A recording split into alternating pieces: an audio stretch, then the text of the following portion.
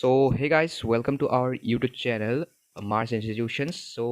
आज हम ट्राई करेंगे कि जो है ना मैटर्स इन आवर सराउंडिंग, ये जो चैप्टर है केमिस्ट्री का क्लास 9 का, इस चैप्टर को हम पूरा कंप्लीट आज करने वाले हैं। एंड जो मेन टॉपिक्स है उनको हम डिस्कस करेंगे। एंड चलो इसको हम ना बिगिन करते हैं अभी।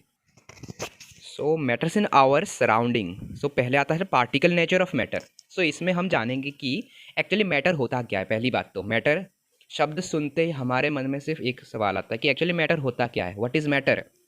दैट यहाँ पे दिया है that anything occupies space and has mass and is felt by senses is called matter. जो चीज़ मास ऑक्युपाई करे एंड जिसमें स्पेस स्पेस एंड मास को जो ऑक्युपाई करे चीज़, उसको ही हम मैटर बोलते हैं सिंपल में। Anything that occupies space and has mass and is felt by senses is called matter. जो चीज़ मास से बनी हुई है एंड जो स्पेस ऑक्युपाई करती है एंड जिसको हम सेंस कर सकते हैं, उसको ही हम मैटर बोलते हैं। So matter is form of 5 basics elements, the पंच तत्व air earth fire sky and water.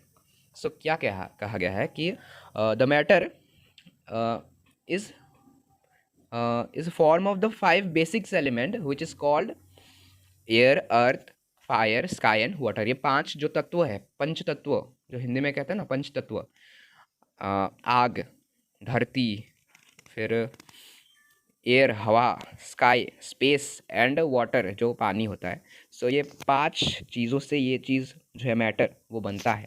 And the characteristics of particles of matter पे जाएंगे अभी हम।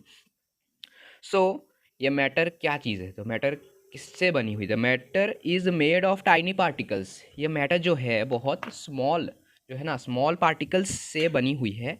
And have space between the particles. And ये जो मैटर्स है, इन मैटर्स के मतलब अंदर जो है स्पेस, मतलब पार्टिकल्स के अंदर स्पेस है। And particles are in continuous motion. And ये मैटर्स के जो पार्टिकल्स है, जो एटम्स मॉलिक्यूल्स जिससे भी बने हुए हैं, ये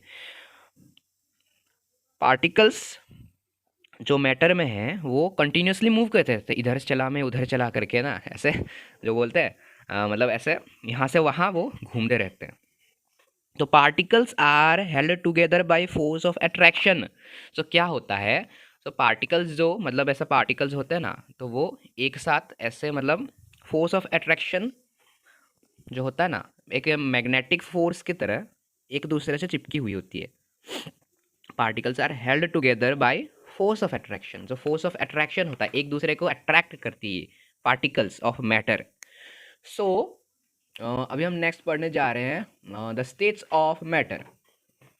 तो पहले तो हमने पढ़ा है कि हम पहले क्लासेस में पढ़ते थे ना कि स्टेट्स ऑफ मैटर टोटल 3 हमने पढ़े थे, सॉलिड लिक्विड एंड गैस। सो अभी हमको रिसेंटली मतलब क्या मिला है कि 5 stages of matter which is called the solid state, the liquid state, gas state and a plasma and a Bose-Einstein condensate।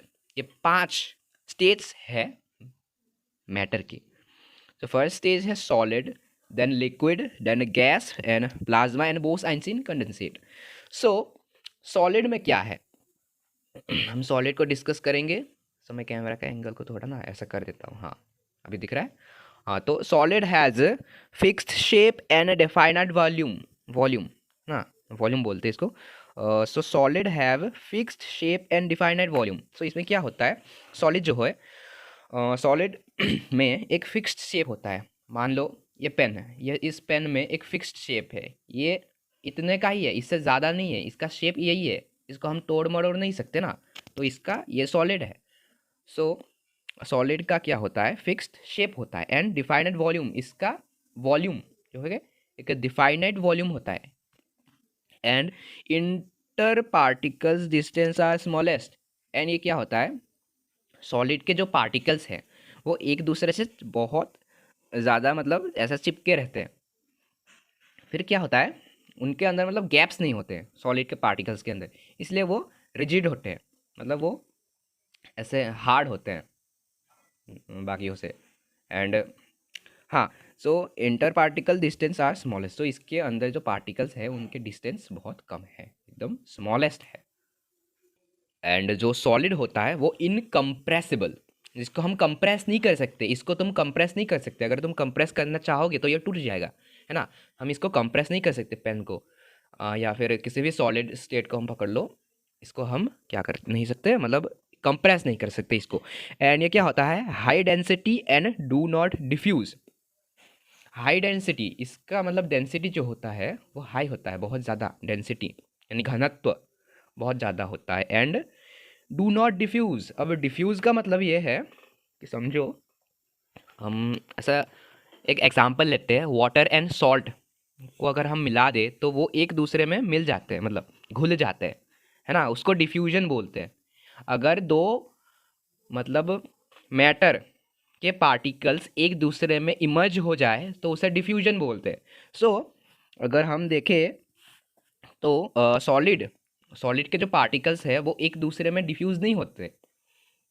Water का वाटर में या लिक्विड का हो जाता है एंड गैस का हो जाता है, बट ये क्या होता है, मतलब सॉलिड में डिफ्यूजन नहीं होता है। एग्जांपल की तरफ से मतलब देख लो, दो गाड़ियाँ ऐसे आ रही ना, एक आगे से एक ओपोजिट डायरेक्शन से दो आई और टक्कर मार दिया दोनों में, फिर क्या होगा भाई, अगर डिफ्यूजन होता तो क्या होता, दोनों कार एक दूसरे में घुस जाती अंदर। यहाँ भाई गाड़ी तुम ठोक दो भाई, हो जाना है फिर। आ, समझ रहे हो मतलब। तो ऐसे हम मतलब वो कर रहे हैं, एग्जाम्पल के तौर पे ये देख रहे हैं। या एक और एग्जाम्पल है, अगर तुम क्रिकेट क्रिकेट जो देखता है ना, तो बॉल को अगर हम डालें और बैट से अगर मारें उस बॉल को, एंड अगर डिफ्यूजन होता तो बॉल बैट के अंदर चला जाता। अगर अब डिफ्यूजन नहीं हो रहा है तो बॉल वापस लौट के जा रहा है ना। सो इसमें क्या होता है, सॉलिड में हाई डेंसिटी एंड ये डिफ्यूज नहीं होता है। Inter particle forces of attraction are strongest. So ये जो पार्टिकल्स, इनके अंदर जो पार्टिकल्स होते हैं, ये पेन, मैं पेन को ही बार बार दिखा रहा हूँ पता नहीं क्यों। हाँ तो inter particle forces of attraction are the strongest, मतलब क्या होता है, ये जो पेन है, इस पेन के जो पार्टिकल्स हैं वो एक दूसरे से बहुत स्ट्रांगली, मतलब ऐसे जुड़ के रहते हैं, मतलब ऐसे स्ट्रांगली ये जुड़ के रहते हैं। सो इसीलिए बोला है कि inter particle forces of attraction are the strongest. And last में क्या है, particles are very closely packed, मतलब एक दूसरे से चिपक के रहते हैं, ऐसे चढ़ जाते हैं एक के ऊपर एक, है ना, चिपक के रहते हैं पूरा। Particles are very closely packed होता है इनके। तो नेक्स्ट में क्या है, तो नेक्स्ट हम देखते हैं, फिर हम आते हैं लिक्विड में, liquid state. So liquid state में क्या होता है, not fix shape but fix volume. इसका शेप फिक्स नहीं होता है, मतलब तुम एग्जांपल के तौर में देख लो, मटके में तुम पानी रखो कुछ, वो मटके का शेप ले लेगा, एंड उस मटके से ही तुम उठा के बॉटल में रखो, वो बॉटल की शेप ले लेगा। लेकिन यहाँ पे वॉल्यूम सेम रहेगा। मटके में अगर तुम 1 लीटर पानी डालोगे ना, तो अगर उसको तुम बॉटल में डालोगे तो वो 1 लीटर ही रहेगा, वो आधा लीटर थोड़ी ना हो जाएगा, है ना। सो इसका फिक्स वॉल्यूम होता है बट फिक्स शेप नहीं होता है। So inter particles distance are larger larger than solid, मतलब इसके अंदर जो गैप्स होते हैं ना, वो गैप्स सॉलिड के तुलना में ज़्यादा होते हैं। सॉलिड में क्या होता है, सॉलिड में क्लोजली पैक्ड होते हैं, मतलब ऐसा चिपके से रहते हैं। लेकिन इसमें क्या होता है, उनके अंदर एयर होते हैं, गैप्स होते हैं। सो गैप्स कैसे होते हैं, सो हम क्या कर पाते हैं, पानी के अंदर हम हाथ ऐसे ना डाल सकते हैं, क्योंकि उसके अंदर ना डिस्टेंस होता है, पार्टिकल्स के बीच में डिस्टेंस होता है, इसीलिए हम पानी के अंदर हाथ डाल सकते हैं एंड पानी में तैर सकते हैं, because the inter particle distance are larger than solids. So almost incompressible, ये ऑलमोस्ट इनकम्प्रेसिबल है, टोटली इनकम्प्रेसिबल नहीं बोला है। मतलब क्या होता है ऑलमोस्ट इनकम्प्रेसिबल, मतलब सॉलिड को तुम कंप्रेस नहीं कर सकते, अगर तुम कंप्रेस करने की कोशिश करोगे तो वो टूट जाएगा। सेम उसी तरह वाटर को तुम मतलब कंप्रेस कर नहीं सकते हो, एंड अगर कंप्रेस करने की ट्राई भी करोगे ना, तो क्या होगा, थोड़ा सा कंप्रेस होगा बट कंप्रेस पूरा नहीं होगा, मतलब ऑलमोस्ट इनकम्प्रेसिबल, मतलब थोड़ा बहुत कंप्रेस हो जाता है, ये बोलना चाहता है। Density is lower than solids and diffuse. Density, घनत्व, density is lower than solids. Solid का डेंसिटी बहुत ज़्यादा होता है, इसीलिए हम उस पर अगर मुक्का मारे ना तो उसके आर पार हम चला नहीं जाते, हमारा हाथ मतलब। एंड अगर वही चीज़ पानी के अंदर करे तो पानी के अंदर हाथ तो पूरा घुस जाता है, बट डेंसिटी होता है, अगर तुम पानी के अंदर हाथ को ऐसा हिलाओगे ना तो फील करोगे थोड़ा सा फोर्स ना लग रहा है वहाँ पे। सो इसीलिए होता है, मतलब डेंसिटी है बट कम है। एंड डिफ्यूज, ये क्या क्या होता है, एक दूसरे के मतलब पार्टिकल्स के अंदर वो इमर्ज हो जाता है, डिफ्यूज होता है, हो जाता है मतलब। एंड नेक्स्ट क्या है, inter particle forces of attraction are weaker than solids. मतलब पार्टिकल्स के जो फोर्सेस है, forces of the inter particle force of attraction जो एक दूसरे को ऐसे मतलब टाइट करके रखती है ना, तो वो इसमें कम है सॉलिड के तुलना में। सॉलिड में ये एकदम चिपक के रहते हैं, इसके अंदर थोड़ा सा स्पेस होता है। सो अट्रैक्शन कम होता है इसके अंदर। इसी वजह से एक आदमी मतलब पानी में डाइव कर सकता है। ये क्वेश्चन आता है बहुत कि मतलब पानी में आदमी डाइव एक्चुअली कैसे कर जाता है। सो इसका आंसर यही होगा कि बिकॉज मतलब इसमें पानी में या लिक्विड में फोर्स ऑफ अट्रैक्शन कम होता है सॉलिड के तुलना में। सो इसीलिए आदमी ऐसा डाइव करके अंदर जा सकता है पानी के। Particles are less closely packed. So particles के अंदर गैप होता है, सो ये लेस क्लोजली पैक्ड ही हुआ ना। सो अभी हम आते हैं गैस स्टेट में। Neither fixed shape nor fixed volume. इसका ना फिक्स्ड शेप है ना फिक्स्ड वॉल्यूम है। फिक्स्ड शेप तो है नहीं, इसको हम देख तो है सकते नहीं है ना। एंड फिक्स्ड वॉल्यूम नहीं है बिकॉज इसके अंदर जो पार्टिकल्स है ना वो फ्री है, वो यहाँ जहाँ वहाँ मूव कर जाते हैं। सो ये इसका वॉल्यूम फिक्स नहीं है। अगर तुम एग्जांपल मान लो ना, एक डीओ का बॉटल लो तो उसको स्प्रे करो, फिर वो क्या होता है, उसका अंदर जो पार्टिकल्स होता है वो स्प्रेड हो जाते हैं, हवा में घुल जाते हैं और पता नहीं कहाँ कहाँ चले जाते हैं। तो ऐसे ही मतलब इसका वॉल्यूम फिक्स नहीं होता, वो यहाँ वहाँ चले जाते हैं, इसका पार्टिकल्स ये फ्री होते हैं। Inter particle distance are largest. तो इसके अंदर पार्टिकल के जो डिस्टेंस है ना वो सबसे ज़्यादा लार्जेस्ट है। And highly compressible. एयर को तुम कंप्रेस कर सकते हो, इसके पार्टिकल्स के अंदर बहुत ज़्यादा गैप है, सो इसको हम कंप्रेस करके पार्टिकल्स के अंदर के गैप को हम कम कर सकते हैं। And density is least and diffuse. So हवा तो भाई ऑक्सीजन नाइट्रोजन सब तो एक साथ ही मतलब वायुमंडल में रहते हैं ना। सो ये डिफ्यूज तो होगा ही। एंड डेंसिटी इज लीस्ट, जो कि सबको पता है कि डेंसिटी सबसे कम गैस का ही होता है। And inter particle forces of attraction are weakest and particle are free to move. मैंने पहले ही बोल दिया है कि particle are free to move. And now हम देखेंगे कुछ और स्टेट्स जिसको हम कहते हैं, हाँ, प्लाज्मा। सो प्लाज्मा क्या है? सो प्लाज्मा जानने के लिए, plasma is the fourth state of matter. तो plasma is an ionised gas. तो बोला गया कि प्लाज्मा क्या है? प्लाज्मा एक आयोनाइज्ड गैस है। A plasma is a very good conductor of electricity and is affected by magnetic fields. Plasma क्या होता है? मतलब very good conductor of electricity, ये इलेक्ट्रिसिटी का गुड कंडक्टर होता है। And affected by magnetic fields, इसके अंदर होता है ना मैग्नेटिक फील्ड्स होते हैं। And it has an it's it has an indefinite shape and indefinite volume. तो इसका कोई फिक्स ऐसा वॉल्यूम एंड शेप नहीं होता है। सो प्लाज्मा एक्चुअली बनता कैसे है? सो हम जानते हैं कि अगर तुम सॉलिड को हीट दोगे तो वो क्या होगा? लिक्विड हो जाएगा। लिक्विड को अगर तुम हीट दोगे तो वो क्या हो जाएगा? गैस हो जाएगा। उसी प्रकार अगर हम गैस को भी हीट दें तो उसके अंदर के जो पार्टिकल्स है, वो जो बाइंड है वो बाइंड टूट जाता है एंड वो हाईली मतलब बहुत ज़्यादा हीट हो जाता है उसमें। एंड उसी से प्लाज्मा बनता है। एंड प्लाज्मा का सबसे मैं कुछ एग्जांपल्स देना चाहता हूँ। तो प्लाज्मा के एग्जांपल्स, फ्लेम, जो फायर हम जलाते हैं ना उसका फ्लेम वो प्लाज्मा होता है। एंड फिर होता है सन। सन के जो आउटर मोस्ट लेयर पे जो फ्यूजन्स होते हैं ना वो प्लाज्मा होते हैं। तो sun is nothing but a giant ball of plasma you can say. And next है बोस आइंस्टीन कंडेंस। सो हाँ, सो क्या होता है बीईसी, जिसको हम कहते हैं ना बोस आइंस्टीन कंडेंसेट। ये एक ऐसा स्टेट है, BEC a state is a state of matter that can arise at very low temperature. ये प्लाज्मा का ओपोजिट है। प्लाज्मा बहुत हाईली मतलब ये आयोनाइज होता है एंड प्लाज्मा क्या होता है? बहुत ज़्यादा मतलब गर्म होता है एंड ये बहुत ज़्यादा ठंडा होता है, Bose Einstein condensate. And BEC is all about molecules that are really close to each other. ये बहुत एक दूसरे से ना बहुत क्लोज होते हैं और इतना क्लोज होते हैं, कितना क्लोज होता है कि जो मतलब सॉलिड में जो एटम्स एक साथ ऐसा क्लोज होता है ना, उससे ज़्यादा क्लोज ये मतलब चिपके एकदम ऊपर चढ़ जाते हैं कति, मतलब हाँ ऐसा चढ़ जाते हैं ऊपर। तो BEC का ये फंडा है। एंड तो BEC एक्चुअली खोजा कैसे? सो ये क्या हुआ था, यहाँ पे 1920 पे एक मतलब भारत के जो साइंटिस्ट थे ना, उनका नाम था सत्येंद्र नाथ बोस। उन्होंने क्या किया था, मैटर के फिफ्थ स्टेट के बारे में उन्होंने क्या कुछ मतलब मैथमेटिकल ऐसे गणना की थी।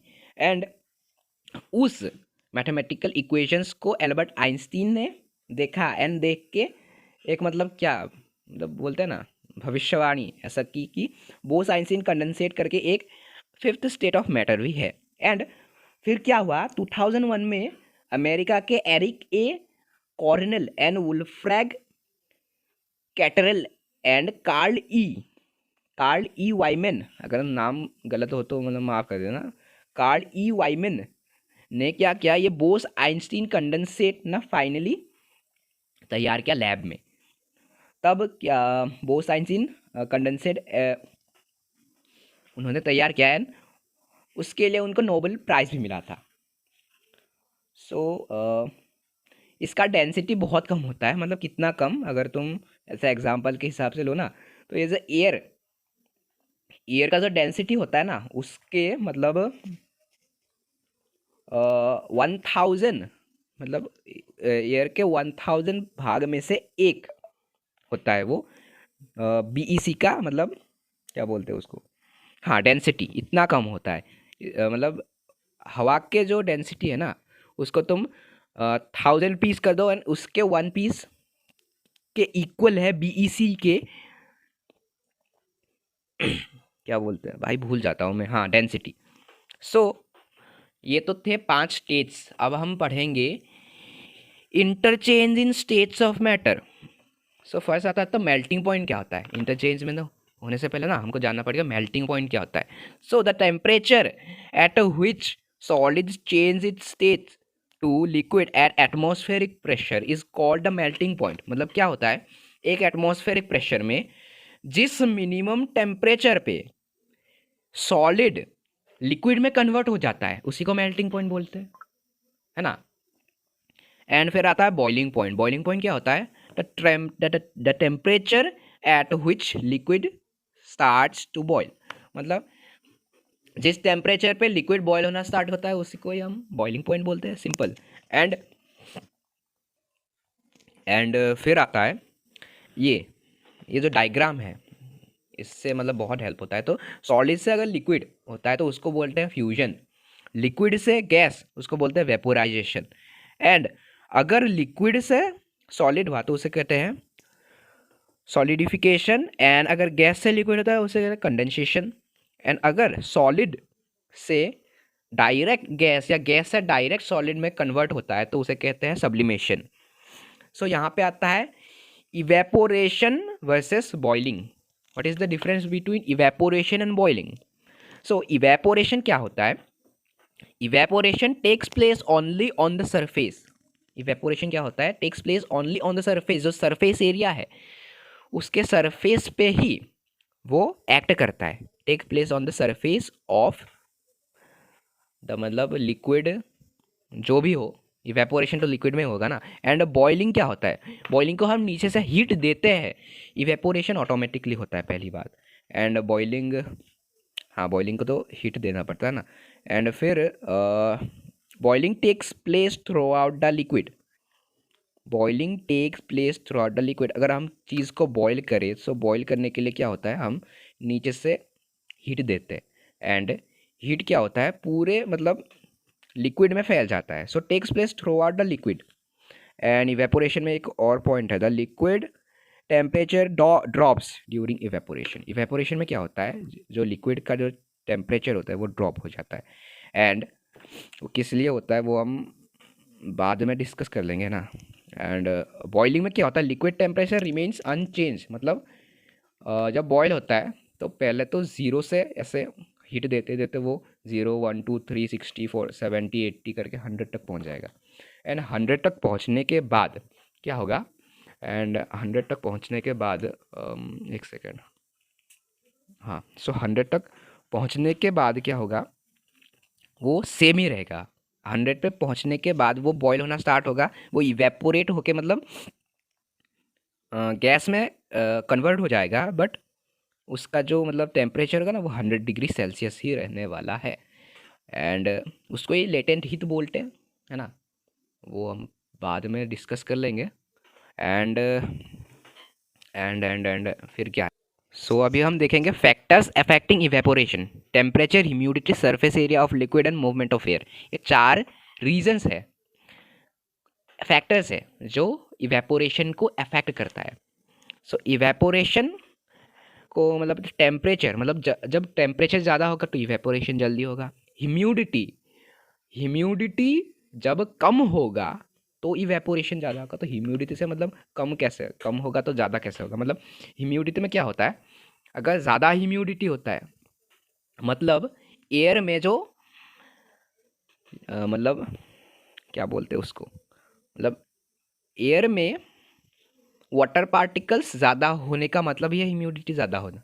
अगर वाटर पार्टिकल्स गैस या गैस में ज़्यादा होगा यानी हवा में ज़्यादा होगा तो क्या होगा, वो वाटर पार्टिकल्स को और एब्जॉर्ब नहीं करेगा। अगर कम होगा तो वो वाटर पार्टिकल्स को एब्जॉर्ब करेगा जल्दी। सो अगर ह्यूमिडिटी कम हुआ तो इवेपोरेशन जल्दी होगा। सरफेस एरिया ऑफ लिक्विड, मतलब इसको एग्जांपल से समझते हैं। सरफेस एरिया ऑफ लिक्विड से मतलब क्या होता है, मान लो एक बाल्टी में तुम पानी रख दो तो वो इवेपोरेट होने में बहुत टाइम लगेगा, बहुत ज़्यादा टाइम लगेगा। अगर उसी को तुम ऐसा फ्लोर पे पानी मारते हैं ना, पोछा लगाते हैं, तो फ्लोर पे अगर तुम मारो तो वो बहुत जल्दी मतलब इवेपोरेट हो जाएगा। मतलब अगर सरफेस एरिया ज़्यादा होगा तो इवेपोरेशन का रेट उतना ही ज़्यादा होगा। तो मूवमेंट ऑफ एयर, अगर हवा ज़्यादा ज़ोर से चलेगी तो इवेपोरेशन ज़्यादा होगा। सो अभी आता है लेटेंट हीट। लेटेंट हीट किसको बोलते हैं, the hidden heat which breaks the force of attraction between the molecules during change of state. मतलब क्या होता है, मतलब सॉलिड लिक्विड से अगर हम मतलब गैस में कन्वर्ट होता है ना, सो उस टाइम पे जब हम लिक्विड को मतलब वाटर को समझ लो, वाटर को हम हीट करते तो 100 डिग्री सेल्सियस हो जाता है। 100 डिग्री के बाद टेम्परेचर बढ़ना बंद हो जाता है। एंड वो टेम्परेचर कहाँ पे लगता है, उस लिक्विड फॉर्म को गैस फॉर्म में कन्वर्ट करने के लिए जो पार्टिकल्स होता है ना उसको तोड़ने में वो हीट एनर्जी यूज होता है। सो उस हिडन हीट एनर्जी को ही हम लेटेंट हीट बोलते हैं। So the hidden heat which breaks the force of attraction between the molecules during the change of its states। मतलब चेंज स्टेट करने के टाइम पे जब 100 डिग्री पहुंच जाता है तो उसके बाद तो टेम्परेचर बढ़ना बंद हो जाता है बॉइलिंग में, तो वो टेम्परेचर कांस्टेंट रहता है। एंड वो जो एक्स्ट्रा हीट जो हम दे रहे हैं ना वो उस पार्ट मतलब लिक्विड को मतलब वाटर को गैस में कन्वर्ट करने के लिए, उस पार्टिकल को ब्रेक करने के लिए यूज हो रहा है। सो उसी को ही द हिडन हीट जो होता है ना उसी को ही लेटेंट हीट बोलते हैं। The latent heat of fusion, the fusion का लेटेंट हीट क्या होता है, heat energy required to change 1 kg of solid into liquid is called the latent heat of fusion. The latent heat of vaporization, heat energy required to change 1 kg of liquid to gas at atmospheric pressure at its boiling point is called the latent heat of vaporization। अभी हाँ, अभी last topic रह गया है जो है Kelvin and Celsius scale. अभी आता है Kelvin and Celsius scale. So Kelvin is the SI unit of temperature.